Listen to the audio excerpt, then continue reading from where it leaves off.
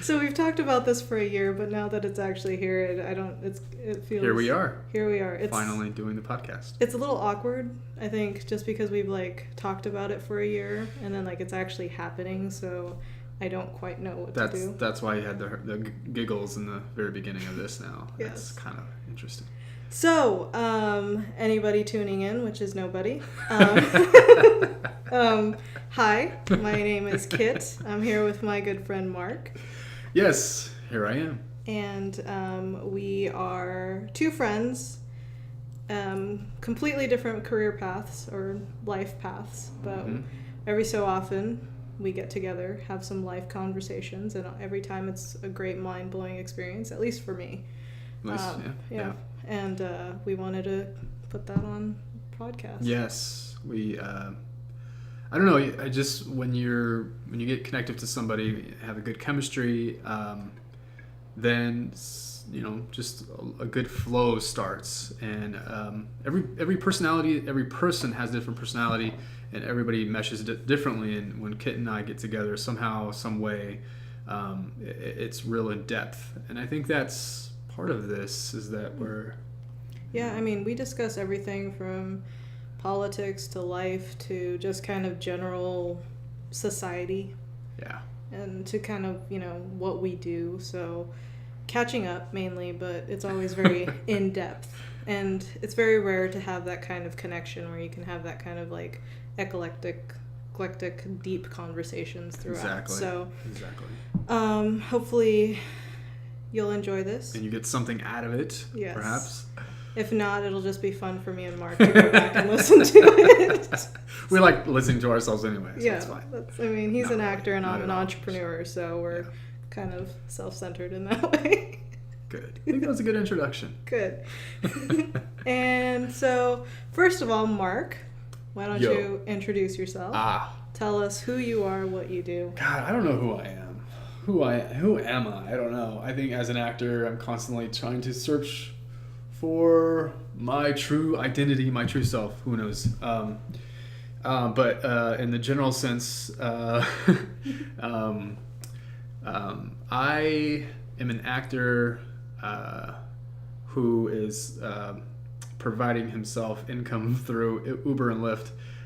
But yeah, for the past, I would say 5 years pursuing film acting, and has it been 5 years?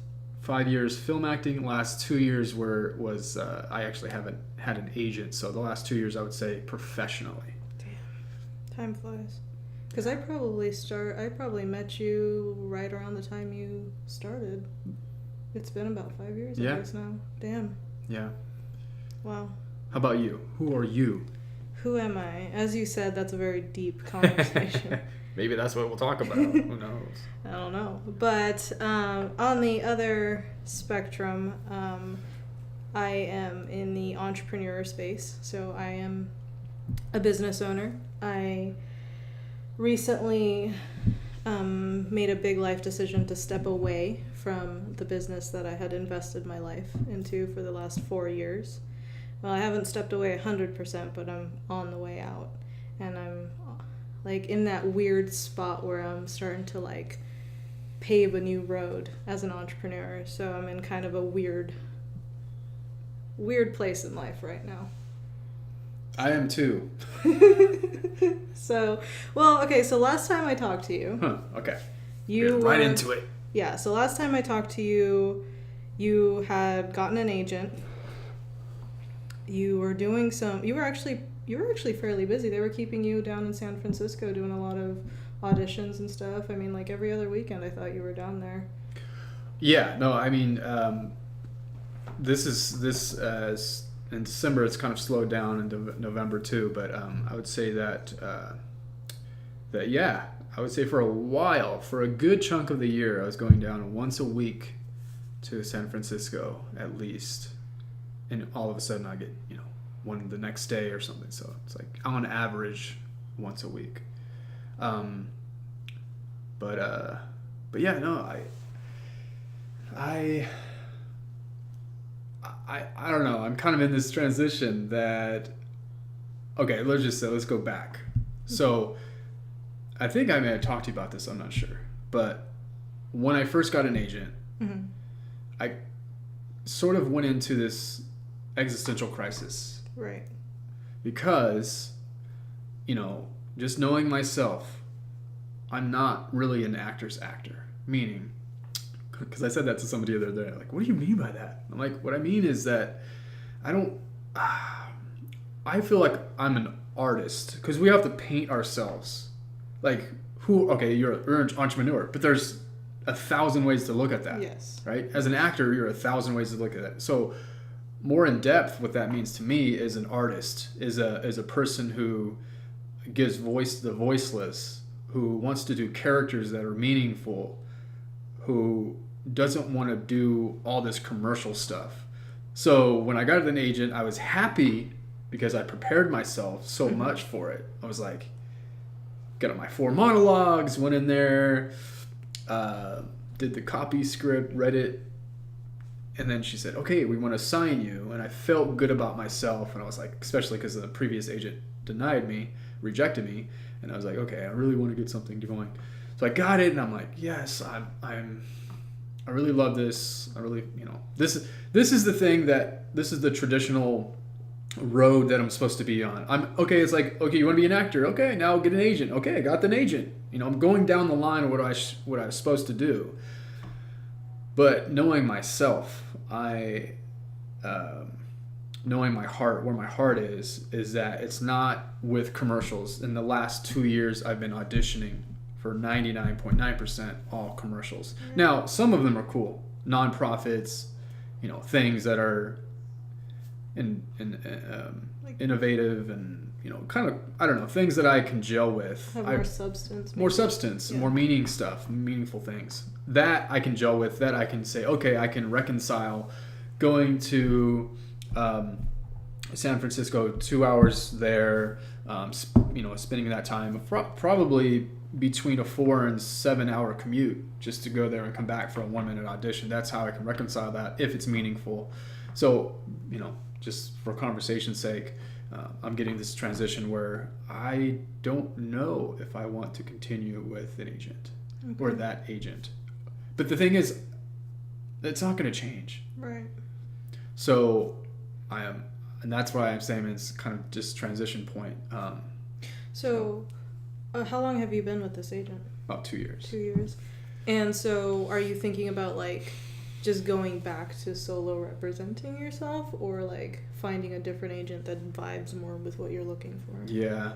The thing is, I'm an idealist, and in some cases idealists have a real miserable life because you're always fantasizing about the most ideal situations. So the most ideal situation is that I would get a representation in LA for movies and things that are meaningful projects, but it just doesn't work that way. Right. You have to represent yourself and then apply to things that you think are meaningful, and those are going to be very low paid because without an agent you're not gonna get any big gigs. Right.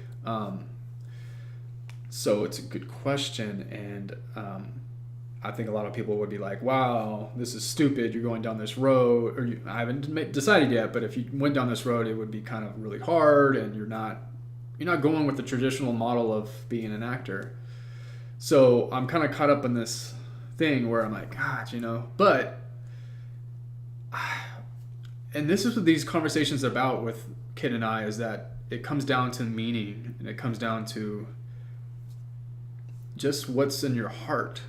And I think that's what I'm kind of up against, So like we said, I mean, we've known each other for the last 5 years, and every 3 to 6 months we get together and we have these conversations, and every time we're in a completely different place. And I think when you're, like my boyfriend just said Mark just came in, as an entrepreneur or just self-employed, when you're doing something like a self-starter, you're always transitioning, you're always in different places. So that's why it's always kind of fun to get together. Because I think part of it is just being a human being where you're really passionate about something and you go head in, because I think that's what freelancers do. You have to, right? You have to go head first, just go right in. And then you test out the waters, and you're like, you test out the pH and like you waver, you're swinging around and you're, checking out the scenery, and then because you're in it, you're immersed in it, but then you start realizing, wait, this is not what I thought it was going to be. I don't have less passion for it, and then you're like, wait, and then you have to reassess, and you get out, towel off a little bit, and you're like, wait a minute, what's going on? I totally get that. Especially, well, first of all, on your end, I don't know if last time I talked to you, I think I remember recommending this. I don't know if I ever sent it to you, but the podcast with Kyle Cease with Lewis Howes. Did I ever? Okay. This is actually a really good one for those of you out there who are kind of going through this kind of transition period like me and Mark. There's this podcast out there by a gentleman. Well, the podcast is School of Greatness with Lewis Howe. The guest is Kyle Cease. And he talks, in that episode, he talks a lot about in fact, he was a comedian turned kind of self-help, in that space. Yeah. And so he was in like movies like Not Another Teen Movie. I'm going to make sure my phone's turned off. Bear with us. But he said that, because he was in the same spot too, where he had like these agents that were getting him a bunch of gigs, but then he was like, I was just not feeling it. We weren't vibing, and then everyone thought I was crazy to let go of them. But ultimately, there's, you have to listen to yourself. And one of my favorite lines in what he says is, you can never measure you can always measure what you'll lose, but you can't measure what you'll gain. And I think that's such a deep thing, and that's always constantly in my mind when I go through these transitions. Is like, for, as I've had Unlikely Legends for the last 4 years, and it's grown to be a 6-figure business, and we have independent contractors that work for us, and Matt and I barely have to lift a finger at this point, and we still get residual income. And we built it up to this point in our lives, like where we wanted it to be, where we wanted it to build a business that was basically kind of hands-free. And we finally did that, and now we're at this, and then we went traveling for 8 months to Asia. And I feel like, and I talked to you on the phone a couple times about this, but like when we left, we found that there was like more to life than what we had been striving for the last 4 years. And ever since because we've been back in the States since March, and these last since March to December, it has been a roller coaster, because I don't know, between coming back to something that we're no longer passionate about, something that we put all our life and soul into for the last 4 years, one that makes us a pretty decent income, and then if we let go of this, we're not going to have that income, and then it's just like, it's been a crazy, I don't know, a lot of soul searching, it's been difficult, to say the least. And ultimately, like Kyle C says, you can measure what you'll lose, but you can't measure what you'll gain. And, let's kind of take that apart. Like, for me, it means that I guess there's different ways to look at it, but one is, you can't measure what you'll gain because you don't know what's going to happen. You can make a decision going one way or the other. I mean, you can say that for keeping the company. You say, well, I don't know, maybe in another 2 months it's going to hit it, and then who knows, we might it may become more lucrative. Or the opposite, where if we did drop it the next year at some point, and then down the lines, but see that you can't project time, you can't project what's going to happen, so that's the thing. It's difficult. And that was the thing that we talked about, but then we had to really sit and figure out for ourselves, for us at least, it was more like, where does our passion lie? Yes. Can we stay in this without any passion, especially as leadership roles, because we were technically, both of us started the company, we owned the company, we ran the company, everybody around us looked to us as leaders. And as leaders, if we don't have passion for what we do, that's doing injustice to the people that are working with you. And so ultimately, that was, I think, the big deciding factor was, as leaders, no matter like what we've done in the last 4 years, no matter, you know, how much we built it up, if we don't have the passion, then we can't continue. And so, yeah, I mean, and all this just happened, like, literally started breaking down probably in the last couple months.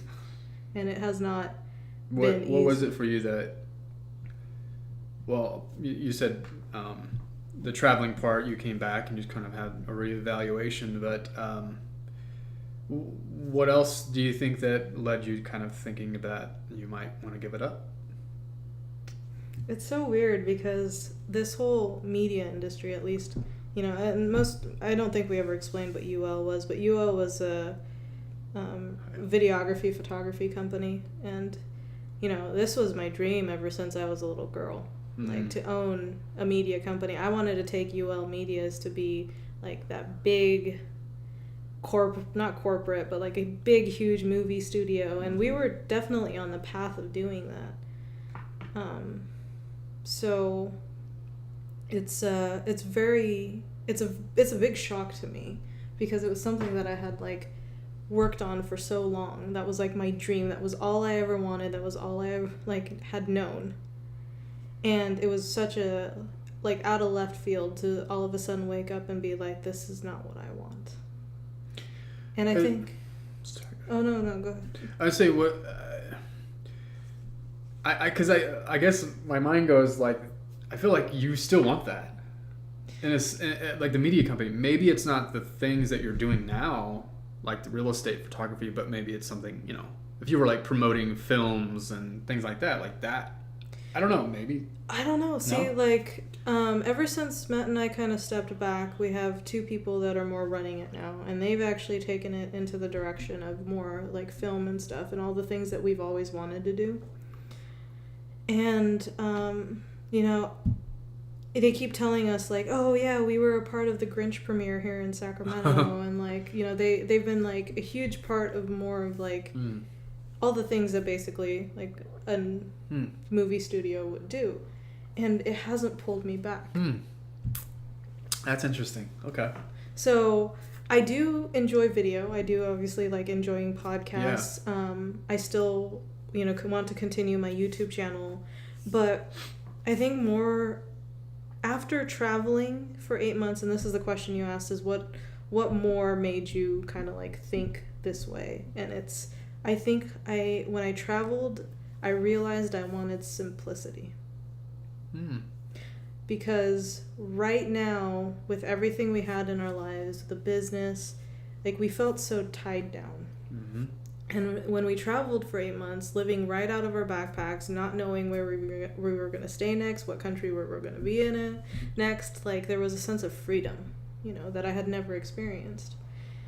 And, you know, along the way, you meet people who have made that life possible for themselves, and then you talk to them and you see like, oh wow, like this is actually, you could do this. And then you go, after doing that and experience that and coming back and remembering like how much, like I don't know, like I felt so trapped, like I felt trapped in my own cage that I built for myself. So I don't know that if I, like you said, I don't know if I completely lost my love for filmmaking. Yeah. But as of right now, I think I'm just kind of simplifying that procedure, I guess. And so what does that look like? I mean, what is simplicity to you? If it's not, you know, juggling a crew and different kind of businesses, I mean, obviously you still have to work hard. Yeah, exactly. You still have to get up in the morning and do, you know, so I was just curious, like.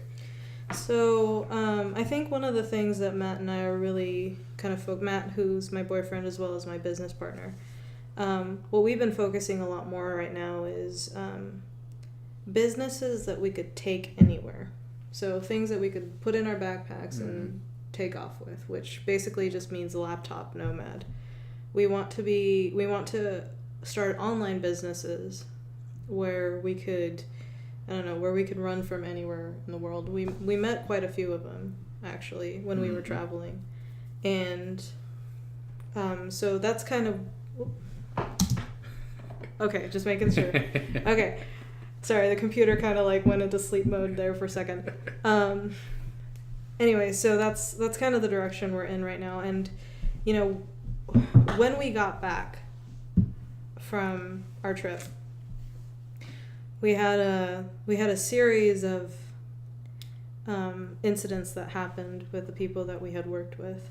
Ultimately, one of the people that we worked with stole our business model and created another company. That's right.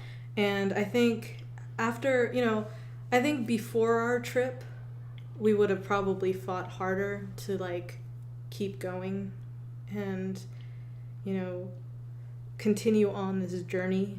But after having experienced freedom and kind of that simple lifestyle, Matt and I were just like, I don't know if we have it in us right now to deal with that kind of like other people's issues and problems. Mm-hmm. And, you know, because as business owners, even if you want to make simple changes in your business, it's like it's an ordeal because you have to explain it to everyone. Mm-hmm. You have to make sure everybody is on board, and like every little change, every little thing becomes blown out of proportion. Mm-hmm. And I don't know, it just got more suffocating.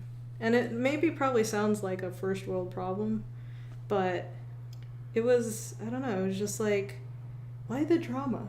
Yeah. You know, like, why and granted, there's people who love that. Oh, yeah. You know, they're like, we want 3 different teams, we want 3 different issues, we want deadlines, we want meetings with everyone. Yeah. And you had a taste of that for sure. I don't know exactly, but yeah.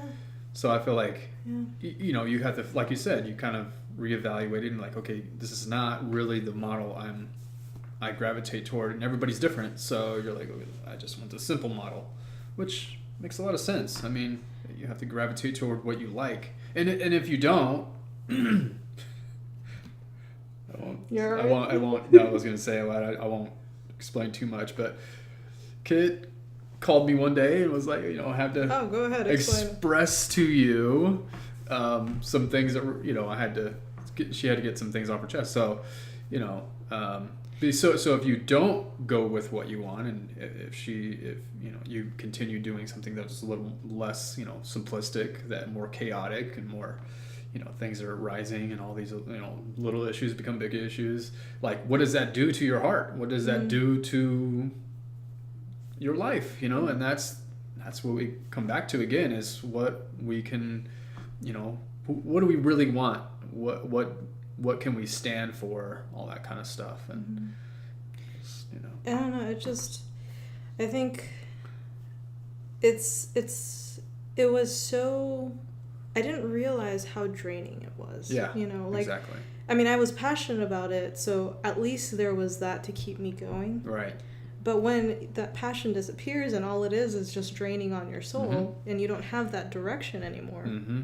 then it just becomes, just like, it's basically at that point like a ball and chain. You're just... And you just took the words right out of my mouth, and that's exactly what I was just talking about as far as acting goes. Mm-hmm. That's exactly how I feel. Mm-hmm. Now, I feel I don't know, there's a conflict there, because I feel like I should continue doing what I'm doing, because that's what actors do. Right. You continue and you move on, and people say, well, there's slow times, there's hard times, you get through it, don't give up. And I'm like, no, please understand. Yeah. I'm never going to give up. That's not the thing. You're like, whoa, you don't want an agent anymore. Well, no.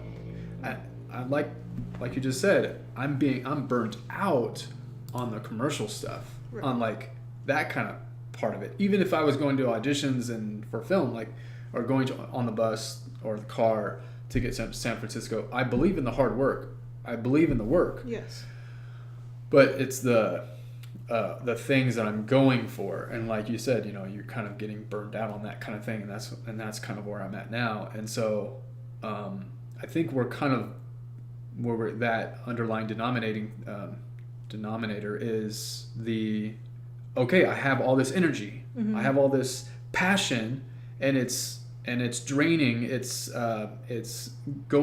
focusing itself into something that I am not passionate about. There's no meaning to where this is going. So what do? Continue down that path and become highly stressed and Right. And doing things that I really don't want to do, and then getting a bad attitude with things, and then fighting with whoever, Right. having arguments and blah blah blah, or moving that around and saying, okay, I tried this, now I have to gravitate away from that, and that's at least for me, it's like, okay, now I'm literally at the middle of the night, I'm looking at acting videos, I'm looking at improv videos, I'm looking at movies, and just soaking that in. So I know in my heart I still want to be an actor. In my heart I still want to perform, and I know that. So like, as long as I can hold that in my heart and really just understand, at the end of the day, if it's just me by myself in a room, just pitch blackness, I know that in the pilot light of my heart, I know I still want to be a performer. I still want to be an artist. I still want to do that, but in the real world, outside of that dark room, in the real world, in the real city of San Francisco, where my agent is, and all these agencies and casting, the real world, you have to go down a certain line, and I'm recognizing this is off track. This is off track. Like and so how do I get my where I want to go, where my inner self, and align that with something I really want to do? Right. And that's hard, and I get that. And like, you kind of doubling back to what you were saying, that we're not afraid of hard work. Mm-hmm. And it's not like, and I think a lot of times people, when they list, like when I tell them why I did certain things, or like why I left the business, they might even seem like I'm kind of running away. Mm-hmm. But that's not the point, like, Mm-hmm. if it was the right path for me and there was obstacles in the way, I would continue down that path. Mm-hmm. But it's not the obstacles that I'm afraid of. Exactly. It's not the obstacles. I'm not afraid of obstacles. I'm not afraid of failure, and I'm not afraid of challenges. No. But I think there also comes to that point where there's only this one life, and I want to make sure that I'm living it in the way that my heart believes is right. Exactly. If that makes sense. Yeah. And it might look kind of quirky from the outside looking in to other people, especially because as an actor, I can tell most people will probably expect you to take whatever you can. Yeah. And then go to LA as soon as possible, become a SAG actor. Like, that path is supposedly laid out for you. Mm-hmm. So I mean, yeah. I mean, there's no blueprint, but yeah, there's like steps. But that there are a most few people steps here and there, yeah, that you can do. But that's not how you want. That's not how I see it. At least that I don't think that will make me happy. Mm-hmm. And I think part of it is that some actors, they want to be stars. They want to have that limelight. They want to be on a TV show. Mm-hmm. But my objective, my intention is not so much that it's not a thing where I want to be seen on TV or anything like that. It's just to do what fulfills me. That's my North Star. Mm-hmm. That's a really important word. What I mean? Fulfill. To be fulfilled. To be fulfilled. Yeah. And that's because without that fulfillment, and I think that's the thing that most people struggle with, is if you don't have some kind of thing that fulfills you in life, mm-hmm. you start losing sight of just life itself. Yeah. And that's when you start losing purpose in that North Star, like you said. Yeah. And so I get it. And this is the funny part, right? Like I said, Mark and I, we tend to, it's funny, every 3 to 6 months, like I said, we get together, and this is the funny part, which I always laugh at, is we always seem to like converge at the same time around the same space. Like the transitions are almost uncanny. I know, that's weird. But that's weird. it's amazing to me because we're both on different career paths, obviously. He's an actor, I'm an entrepreneur. But yet the struggles we face are almost identical in different senses. Yeah. And I always find that so fascinating. I mean, and this is I believe that's for a reason. I believe that there's something beyond this physical world that connects us, and we've talked about this too, about spirituality, about that there's a deeper sense, like it's like, I don't know, I asked myself why, as you were talking about this is what I was asking myself, is like, what is meaning? Why are we even talking about it? What is the purpose of meaning? Or why is this even a thing I'm talking about? And we've talked about this a little bit, that we've been through things in our life that sort of exposed our, I don't know, inner selves, and started understanding, and that started that what's that called? The jolting. That's what helped us kind of understand ourselves. And I think that's a very powerful thing, and I think I do want to address that now, is that when you go through trauma, when you go through things that really shake, and maybe there's people that are listening that are atheists and are like, I don't want to think about this God thing, but like, they're just shaking you to the deepest sense of yourself that you can possibly ever think about, that you didn't even know you had. Right. And you're like, wait a minute, this person died, or this person has cancer, or this person is on a hospital bed, or this person is in hospice or something. And it's like, holy crap, like wait a minute, this takes me off of my track of my normal life, where I just go to Laboo and get my sandwich, and I do that every single day, and then this world thing kind of, an event happens in your life where you're like, whoa, what's going on? Like, all of a sudden you just get off your regular track of life. And those are the things that exposed me to start understanding what is meaningful, what is my purpose in life. I still don't know what that is. Yeah. I don't know what my purpose of life is, but I do know that I don't want to focus it on something materialistic, or something that is to me the glamour of acting, or the fashion of acting, or things like that. I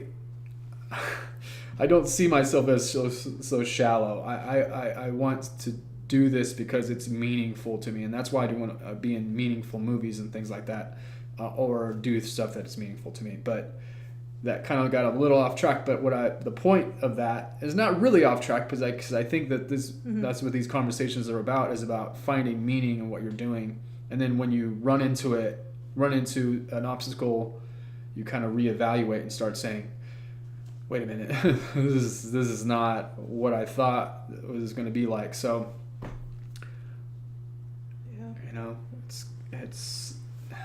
it's crazy. I don't even know at this point. Like, I think, well, so I kind of texted you when we were kind of setting this up, time and stuff. I told you I took on another job. Yeah. And this is my first job in 4 years. If I was to be 100% honest, I'd never thought I'd have a job ever again.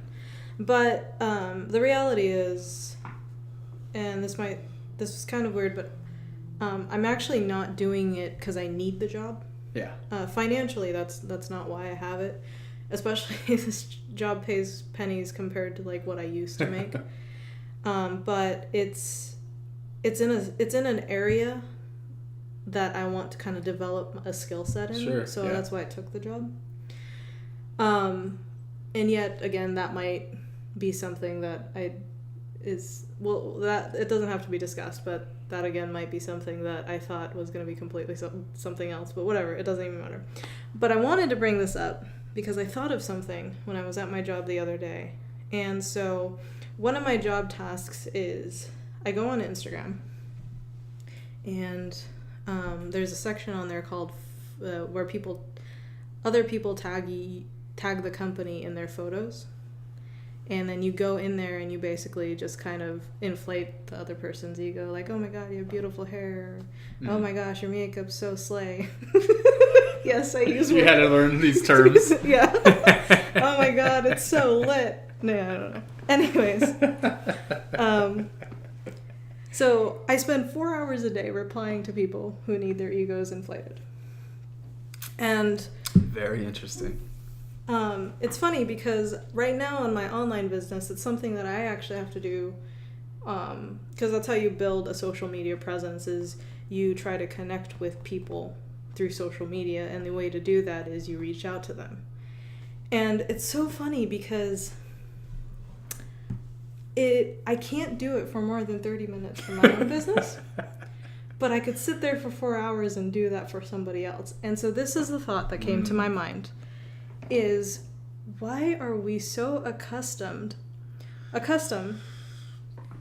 to do something for other people that we won't do for ourselves, even if it's necessary?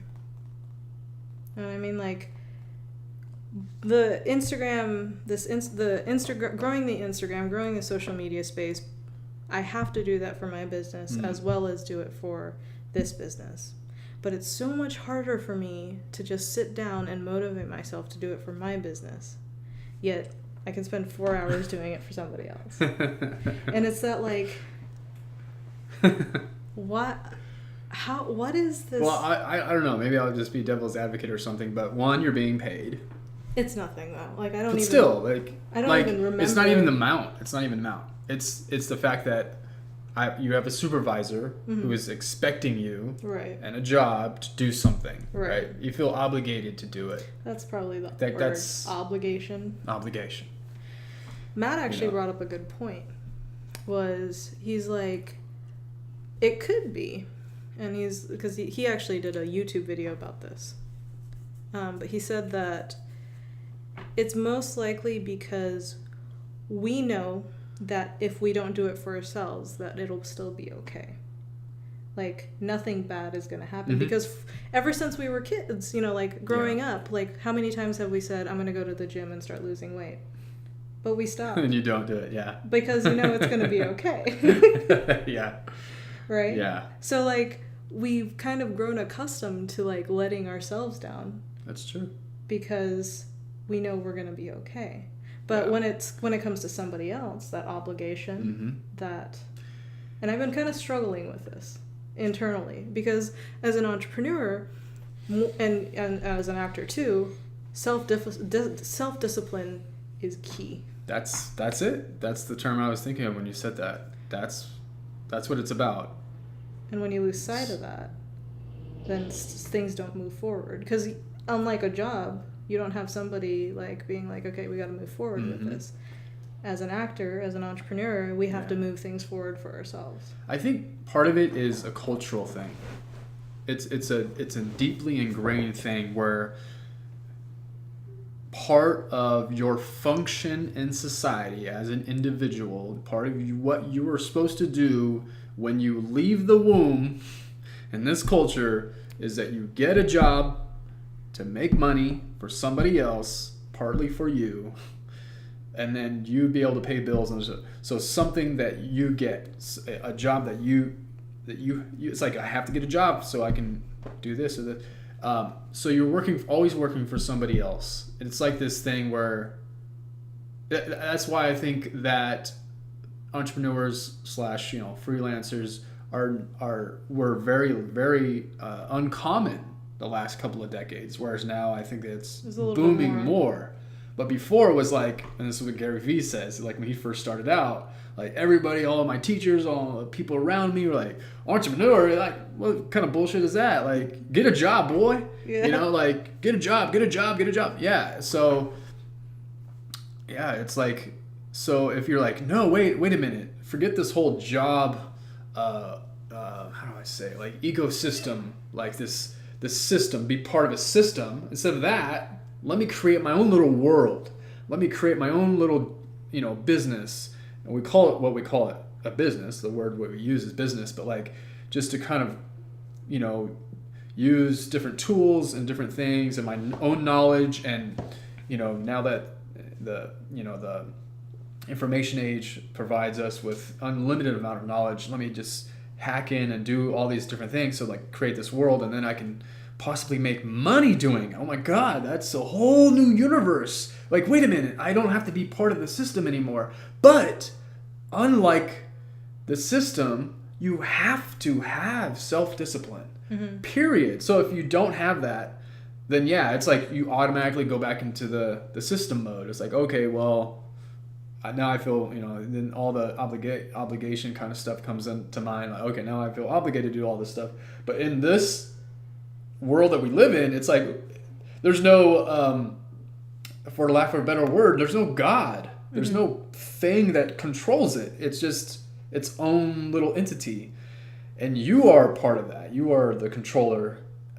And that's kind of getting into a kind of philosophical thing, but I don't know, that's how I look at it. But yeah, it really is all about self-discipline, and yeah, you don't need that. I mean, you have to be on time. Yeah. You got to clock in and all that stuff, but like the discipline that it takes to have a business is so much more. Yeah. I mean, it's definitely minimal. I mean, I remember working at like places like Home Depot, and I was a waiter for a little bit. I mean, the motivation was like, if I don't show up to work, I'm gonna get fired, and that was like it, right? But here, self-discipline, like, no one's gonna fire me. Like, who am I answering to? Myself. But we spend so long learning to, or getting in the habit of letting ourselves down, that like answering to me or ourselves is not so scary compared to answering to somebody else. And I think that's a very big struggle. Yeah. And I think, and just as a kind of a quick aside, because we're talking about society, and this is what these conversations come about, society or spirituality or whatever, but is that the gravity of that obligatory process of whether it's jobs or parents or friends even, or people you admire or celebrity, it's like people telling you follow it this way. So what I'm saying is that society is powerful. That's what I'm saying. It's so powerful because you're asking like why, because your original thought was like why do I feel that I'm more motivated, I don't know, that's quote unquote, right? Motivated. Or obligated to do these things. And I think part of it is that societal pressure.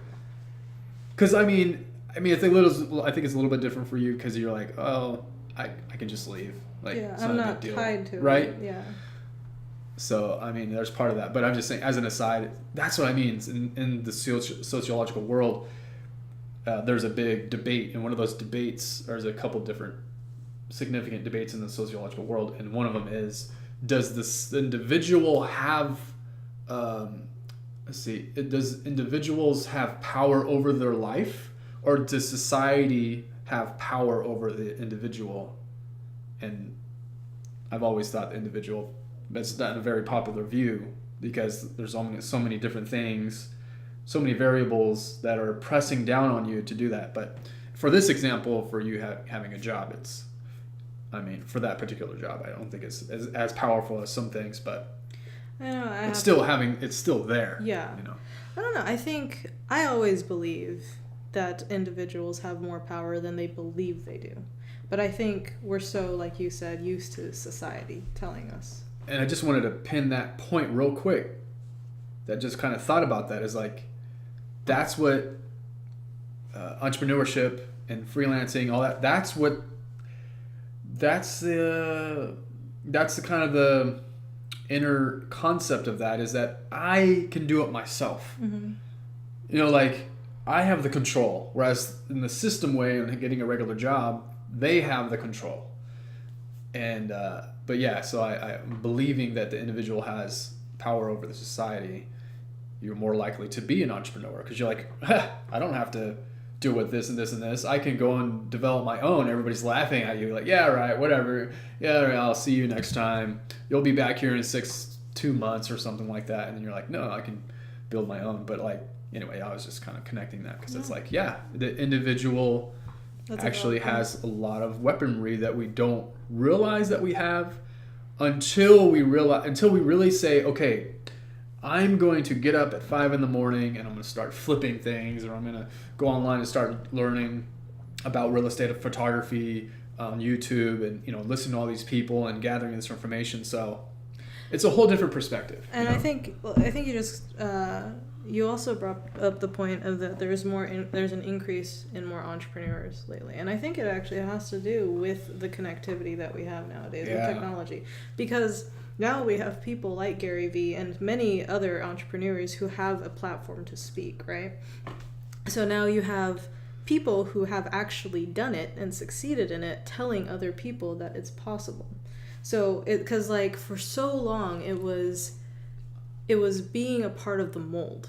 Like, I mean, I even remember when I was in like elementary school and middle school, I was a terrible student. Like I don't know, I was always the black sheep of my class. Everybody always like fit this box, and I was never a part of that box. But there was nobody around to tell you you're okay, you're normal. Like, that's not a problem. But nowadays, like, you go online to YouTube, you type in self-made people, there's a bunch of people telling you, hey, like, I was just like you and it was possible. So maybe that's one beauty of the internet. Mm-hmm. That's so true. You know, like, just I think people are being kind of dehypnotized. Yes. Because people are like, oh, you drank the Kool-Aid. You're so hypnotized right now by all these people telling you what's possible and what's not. But I actually feel the opposite. I feel like I've been more dehypnotized. Because so far, like my entire life, society has told me that there's only one path and one path only. Only to come to find out there's multiple different ways to get somewhere. And I even think that there's probably more than, I mean, because you know, like you said, you went out and you traveled and you saw people that were working on their laptops and traveling and making fine money, you know, doing it that way, very simple lives. Even with that in mind, I think there's even more going on, like even more, like I said, you probably know more than I do, but like there's so much there. And I think I've had that similar thought throughout my life where, I don't know, I'll just be talking to somebody like, I moved to Oregon for 5 years. Within that time, I befriended a couple people that were very, for lack of a better word, very small town minded, where they're like, it was a woman that I was talking to, and they were like, I just want a husband and I want to raise my kids. And I'm like, and even, you know, this was only like, I don't know, 5-7 years ago, but I'm like, maybe you can just like volunteer in Mexico and then, I don't know, might meet somebody there. Like, who knows? Like, you could, like, in my mind, the possibilities were like endless. Yet people are like, no, I just want this kind of life, and they're just kind of narrow-minded. Now that example I just talked about was like on a you know, just one particular example, very mini example, but I think it just happens in general that people feel this sense of limitation, and I think we both know that, or kind of from early on, even before our ventures into whatever we're doing now, that we're like, no, like things are possible. Yeah, things are possible. I mean, you know, you saw it way before I did, because you traveled to, was it Tanzania, somewhere in Africa? Ethiopia. Yeah. And how old were you when you did that? Oh no, I mean, I was what, 20. Into 27-ish, 28. And what was like the catalyst for that decision? That's a good question. I've always, for some reason, I've always wanted to go to developing world country. Always. And you did it. And I did. And I remember, it's like and it's like my trip example, for, you know, like I have friends who, after I came back, they were so envious of the possibilities, you know, and these are the same people that I went to Home Depot with, like I worked at Home Depot with. Like, our paths were not that different as far as like maybe financially, you know. I mean, I went off and did entrepreneur stuff, and they went off and got a job, but I mean, you know, we were always kind of in that same area of like financial status and all that. In fact, they were probably doing a little better than I was, because at the time I was struggling. But like they are always like, oh my gosh, like I don't even know how you do that. I don't even know where you start. Like, I've always wanted to travel. I've always wanted to just pick up my bag and go. And I'm like, well, then pick up your fucking bag and go. Do it. Yeah. And that's the thing is like, but at the same time, I can't blame that mentality because it is a hard mentality to break. It's ingrained so young. And so deeply. So deeply. Like, you can't, it's so hard to get that, like, I don't know. I feel like I'm extraordinarily blessed to have been, again, use the word dehypnotized. Mm-hmm. I mean, it's made life a little bit difficult at times. Yeah. And I think that's part of it, is that people fear that lack of security. They fear. Right. And that's part of the ingrained. We're ingrained with fear of, like, especially this comes with parents. Like, oh, what's my mom going to say? What's my dad going to say if I want to go to Tahiti and stay there for 17 months or whatever? Like, it's like they fear that, and then every decision they make is always based on somebody else's opinion. Mm-hmm. Like, oh, okay, I really want to go to Peace Corps for 2 years in Tanzania. Oh, sorry, but my grandpa, really just said no, we probably shouldn't do that, and I value his opinion. So then, 10 years down the line, I've always wanted to go to Tanzania, and you never did because somebody said something. And for our family, our friends love us, but sometimes they're not invested in what we truly want. That's actually a really, really good point, because that goes beyond traveling. Yeah. I think. Yeah. I mean, it goes down to what we're doing, just you as an actor. That's it. Yeah. I'm sorry, Grandpa, but have you ever tried being an actor? Are you a successful actor? Like, do you have a place to stand to tell me what I can and can't achieve? Right. And I think, like, people take advice, like, you don't take advice from a non-heart surgeon on how to operate on a heart. Obviously, like you said, the people who are surrounding us say these things because they're concerned and they love us. But it's not for them to decide whether something will work for us or won't. And thankfully, in my life, I don't think I've had maybe one close acquaintance that say, you know what, Mark, you shouldn't be acting. Mm-hmm. That was only one person out of dozens and dozens of people that are like either neutral, like, oh, go for it, or like, yeah, go for it. So I'm very fortunate in the fact that I don't have a lot of pressure. I don't have my parents were not like, you should be a doctor, you should do this, you should do that. My dad did try to get me into computers for a little while in high school, and I should have actually followed that, but I never did too much. Like when it was like getting bigger, but now it's explosive. But anyway, so yeah, I am very blessed in that fact. So I just. And that's so cool, because it allows me to be like, okay, what do I really want to do? And then I had to check myself, like, what do I really, all that stuff. So, yeah, and everybody's different. Everybody has different parents and different, people around them and obligations and all that kind of stuff. I mean, I'm an Uber and Lyft driver, so like, I get these passengers that are like, like, oh, I'm going to school. What do you go to school for? I'm an engineer. Oh, okay. Or I'm architecture. Or, oh, my parents really want me to do this or that. And it's like the same equation or whatever that is, like societal obligation every single time. Like, they want me to do this. They want me to do that. And it's like, and this is a whole cultural thing too, right? So like a lot of Asian cultures like that, and some other cultures, like, it's a very like, you have to follow what people say, and fortunately I wasn't under any kind of guidelines. I was just like, okay, do whatever you want. I was like, okay, great, I'll do something that touches my heart, so. And like, it's not that I don't sympathize, because there are, like, luckily I'm like you in that sense where my parents were very supportive. It might have been because I was an only child, but for having like an Asian background, I was probably the most free Asian in my school. Because every one of my friends were like, be a doctor, be a nurse. Like, if my family was that way, I probably would have been a pharmacist right now and hated my life.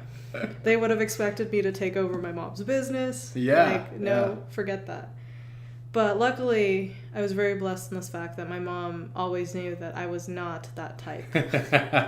From like really early on, yeah. But I do sympathize and empathize with people because I have met parents, like my friends' parents, that are like, oh, you can't do this because, you just can't. It's not possible.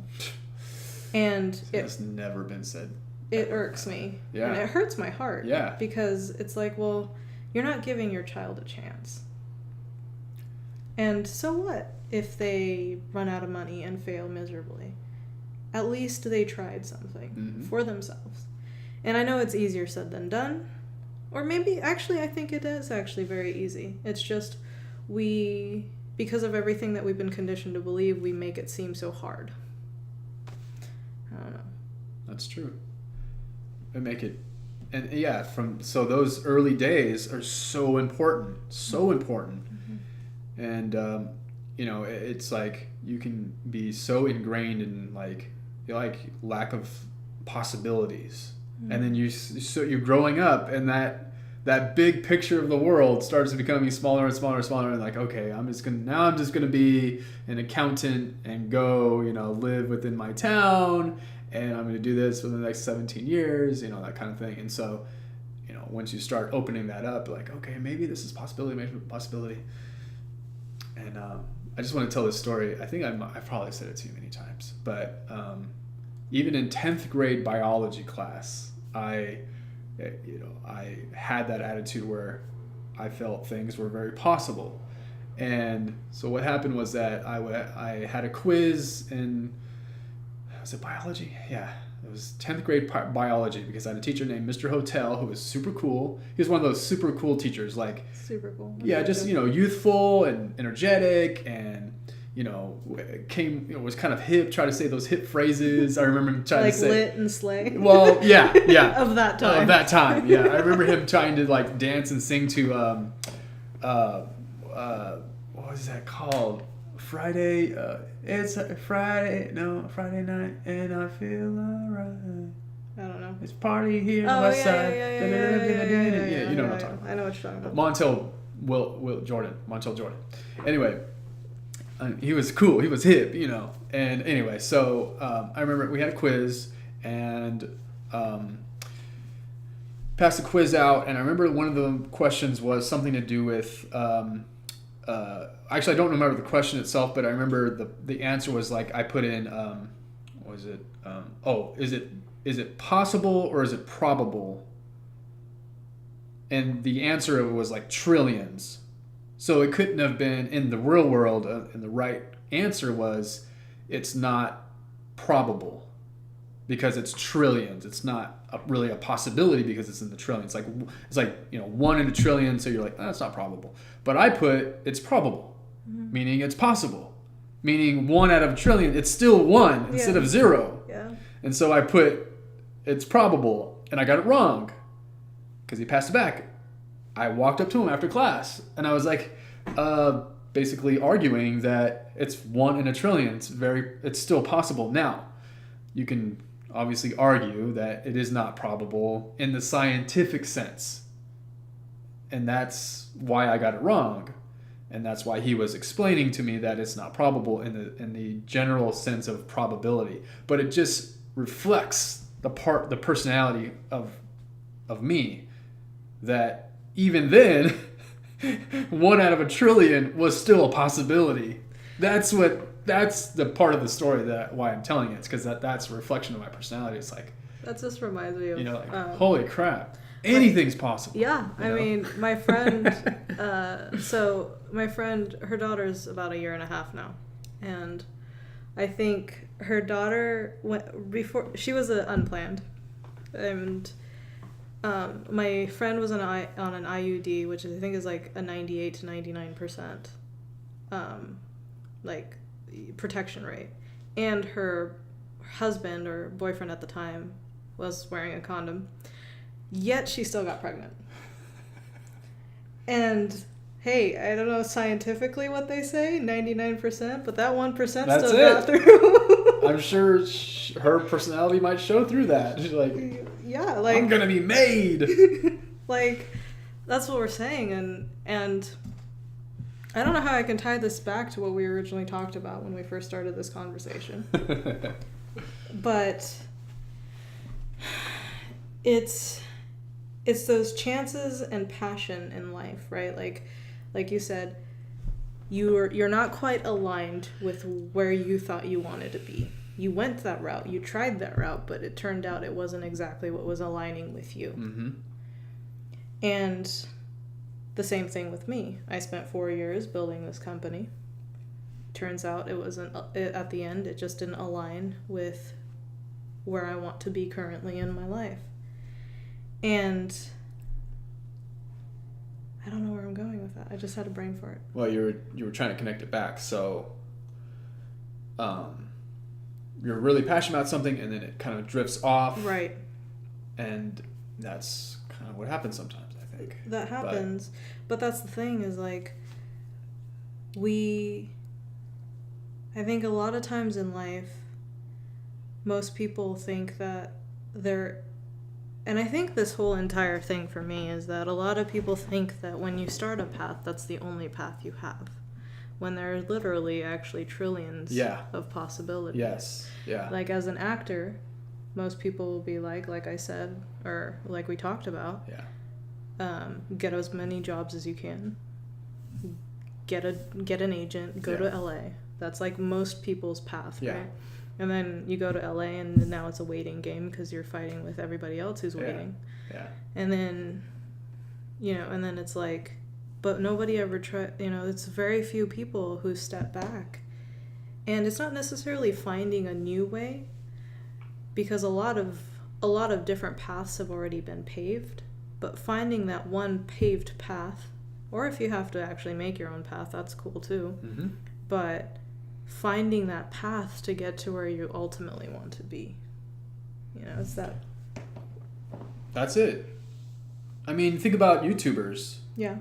There's some big people that are getting like starring roles in movies, and yet they didn't go down that regular path. Mm-mm. They just. Right? But we kind of put them on a pedestal. Yeah. In a way. Like they're somehow, I don't know. Yeah, I mean, that's actually a really, really good point. Like one of the YouTubers that I follow, his name's Casey Neistat. And he's a famous YouTuber. Yeah. I don't know if you know who he is. Yeah. Really cool, chill dude. But like I'm so fascinated with what he did in the beginning, which was like 5 or 6 years ago, or maybe it's more longer than. I think it was longer than that. But like watching his like before videos, and I hear interviews with him, and it's like he just did it. Yeah. He found a path that worked for him. He did it, and like look where he's at. Yeah.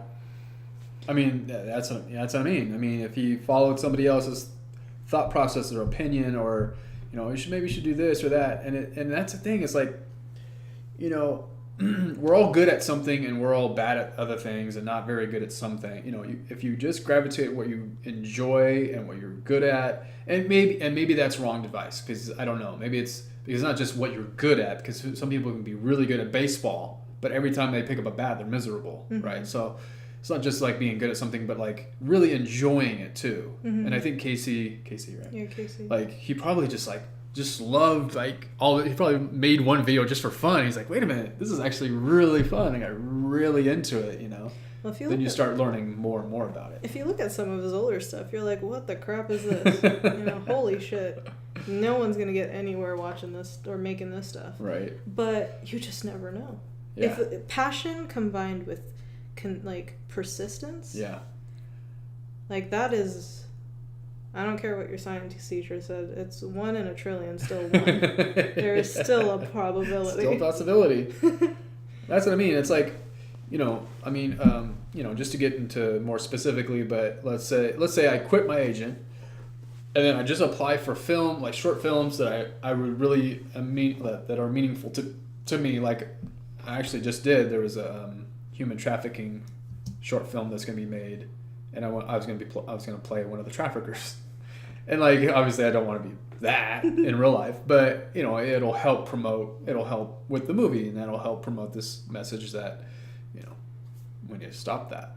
So that's meaningful to me. Like, yeah, I'm gonna drive to El Dorado Hills for free and do this 2-hour shoot for free and come home and like feel good about myself because that's something that I'm passionate about. That like this is a really cool thing. But yeah, it's I forgot where I was going with that, but yeah, it's just about doing something that fulfills you, and that's the thing. Once you get that passion, and then you maybe do a project or two, and maybe Casey was like, okay, I'm gonna do this video and then do this video, and it's not even work. Mm-hmm. That's the thing. It's not work anymore. Mm-hmm. And then it just becomes a flow. There's a flow to things, and it's like, wait a minute. Then I'm getting all into this stuff. I wish, and in some ways, that's why I envy that kind of stuff, because I'm like, I wish I could do that as an actor. And I have been sitting on my hands because I have seen scenes that I've written and ideas, but I haven't really actually done that. Yeah, what's with your one-man show, man? This is on record, dang it, Kit. You're not supposed to bring that up. Dang it. God dang it. I still have that. I have a show that's written about Ethiopia called 8,000 Miles from Home, written. Beautiful title. Yeah. Love it. I have the other one. What was the other one? The Beauty Project, that's halfway written. And then I have like 5 scenes that I want to film. But, you know, and that's maybe another subject to talk about. Right. But I just, you know, that's the dark side of lack of discipline, I guess, is the lack of it and not really. And I guess I can go into that is that I do fear that part of it is like I don't want it to be like on a camera phone. I want the good lighting, I want a good camera, all that kind of stuff. But just like we're doing right now, like you just got to do it. You just got to do it. She wanted 2 mics, you know, maybe essentially, ideally, this is what we want and she wants. But it's like, you know, we can wait for 2 years from now to make this podcast, but yeah, I think you decided just to do it today. A year was long enough. Yeah. I mean, I'll tell you, our situation right now is we are in a room with a vaulted ceiling, so the room is just echoing. You probably hear that. We have one blue Yeti mic between the two of us. He talks louder than I do, so when we play this back, he's going to be yelling at you. There's going to be audio adjustments having to go, and I can't cut because we're on the same microphone, so... You gotta start somewhere. But you gotta start. You gotta put your foot out. But I mean, that's the thing. I mean, all those YouTubers, all these podcasters. If you go back to their very first thing, unless they've already had experience in the past, all of them started somewhere.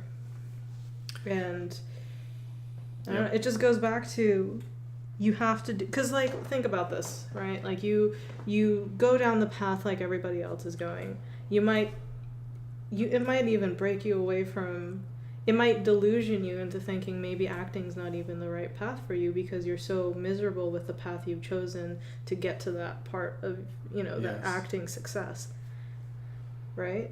Yeah, well... It could. For me, I never thought I've never said I want to stop acting. That's just never been part of my even a vocabulary. Not because I fear it, like I don't want to tell you because, secretly I'm looking at... videos on I don't know how to do crochet. Like I'm not doing that. I not secretly, but I like at 2:00 in the morning I'm looking up the biography of Keanu Reeves and how he made it, like that kind of stuff. Yeah. Like that's what I'm watching. Like okay, I'll get into like football stuff and sports stuff, but like I don't know you watch football. I know you do. I do. You're a footballer. Well, I mean, not obviously you don't really play. Like a secret kind of footballer guy. Are you like a fantasy football league? No. I did not know you were a football. You're not a football. It kind of slipped out because I'm not a big. I would say in the previous 4 years I wasn't touching it all, but I think because I'm kind of in a slump, I'm just like I'm just gonna watch some passive shit, All right, go man, go yeah. Okay, I'm like mind blown right now. I didn't even know. Okay, I've known this guy for like 5 years. I mean, I grew up as a football fan. I mean, I played football. I mean, Oakland Raiders were That's what. I'm just There's a like, team and everything. Yeah. What? Yeah. I don't know why this is so important to me right now. It's just. But for some reason. For some reason, this year I've been really into it. I don't know why.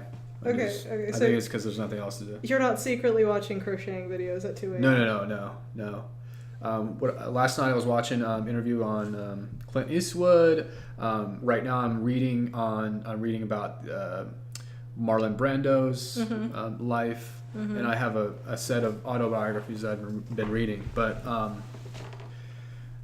yeah, I don't even know where. Sorry, I rudely interrupted. no, it's okay. I was just super. I think the point was that I don't know. I was like talking about crocheting thing that that I'm not secretly doing anything else, that this is what I want to do. I don't know what else from there. Sorry, I messed Mark up. I totally slowed his. It's all right. No, this is what this is about. It's just free flow, just like I was just like free word association. I mean, you'll probably see a picture of him because I'll probably put it on like our iTunes thing, but like I just didn't see that connecting. I've never heard you, because you're always so like deeply philosophical stuff. Yeah. I just cannot imagine you wearing like an Oakland Raiders jersey and going, yeah, touchdown, man. Let's clink our beers now. Love Coors Light, dude. I just did not see that. That's cool though.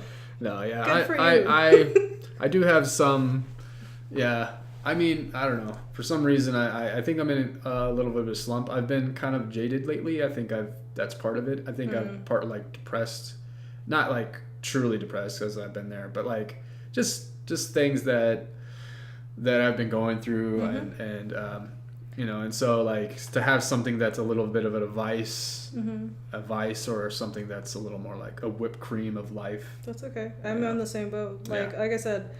Remember that phone conversation we had where I was like, I'm afraid to tell them that I want out. Yeah. It didn't go well. Oh. I mean, it did at first, and then it didn't. Like, it was like, I think they were like, oh, okay. And then it was like, what the fuck? You know, like, there was like that shift where they're like, why is she sipping out? And then it got really ugly for a second. And so, like, I haven't been depressed, but I have been down. Mm-hmm. So I've been playing a lot of Pokemon Go. So there you go. That's my vice. Yeah. Like, I've been seriously hardcore in Pokemon Go right now. I can't even. I just bought a Nintendo Switch. Been there you go. Totally into that. See? So sometimes we need our vices. Yeah. But no, I mean, I get it. And like I said, Mark, I always call you. You guys have like the same. When someone is like, "Is that your name?" It's always Matt. So I mean, I understand. Well, Matt's also the boyfriend's name. So, but like I say, Mark and I always seem to converge the same, like around the same time as far as like where we are in life. Yeah. And so it's always fun, and this conversation may mean more to us than anybody out there. Yep. But like I wanted to record it because every time I just walk out with like this awesome experience. Is this you ending it? I don't know. I wasn't sure. Am I? It's been an hour, so I wasn't sure if you wanted to cut it off or. Well, I don't know what you wanted to do. I've had to pee for the last like 30 minutes, so it might be time. I also have to get ready for my job tomorrow morning. Oh, okay, yeah. Yeah, that's like 8 o'clock, and my bedtime is like 11, so I gotta get some stuff ready. But you got it. We need to do this again. Yeah. I don't care how this turns out. I don't even care if anybody ever listens to it again. Yeah. But it might even be fun just to put it on our phone and be like, hey, I remember this conversation. Yeah. For us. Well, that's the thing that's what these are for. Just get it out. Get it all out. Get it all out. So, I don't know what I'm going to do with this yet. I might put it on iTunes. I was thinking about it, because that way I can download it on my phone. But if anyone does end up listening, leave a comment, like it, whatever it is that you do. Or don't. I don't really care. If it's meaningful to you to like it, then yes. Or comment on it, if something hits you or striked you, I don't know, striked you, I think that makes sense. then do it. But if it doesn't, it's all good. There's so many other podcasts. Just click away. Seriously. But otherwise, and if there's like a topic you guys want us to address, you just put it in the comments and we'll get back to it. So much to talk about. So much. I mean, there's infinite amount of things. Yes. All right. Well, I have to pee, and I'm getting kind of cold, so I think I'm going to cut it now. Anything else you want to say before I hit the stop button? Live your life. Love what you do. I mean, life is short. I mean, it's so cliche, but... Well, that's another thing we could talk about. Oh, there's tons of things. How short life is. Yeah. And the traumas that we've been through. Yep. So, okay. All right, well, I will cut it now. Thanks for listening, guys. Finally, jeez. Bye.